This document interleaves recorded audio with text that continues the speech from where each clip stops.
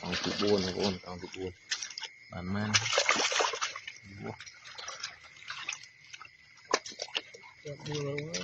Ini mau dikom đây nè.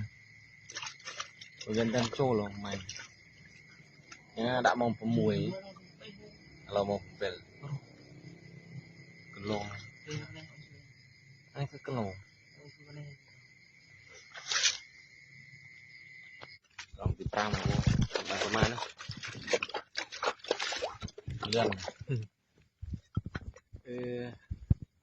Chỉ vịt. Tôi đã đâu. Tục bọc mà là tục bọc.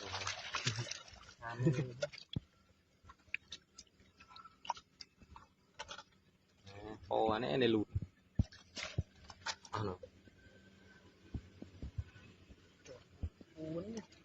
Buồn nè. Ăn buồn cái đó. Đã.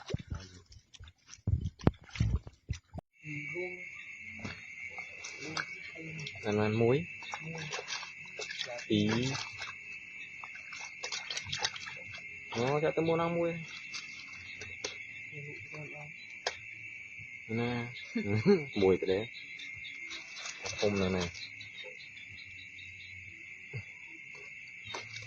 Rắn á, có. Ê, cái này hơi chết. Mang nghe rộp hắn, đẹp. Đó, cái mùi crong ta tiếp. Crong tiếp. Mà này có mùi cũng phải lên. Anh gì anh lột. Lột đó, lột đó. Bay 4. Tí. Cái tí cái lột xong này. Gì mày. Làm sâu cờ được rồi này, đã lên lên. Ăn trâu để.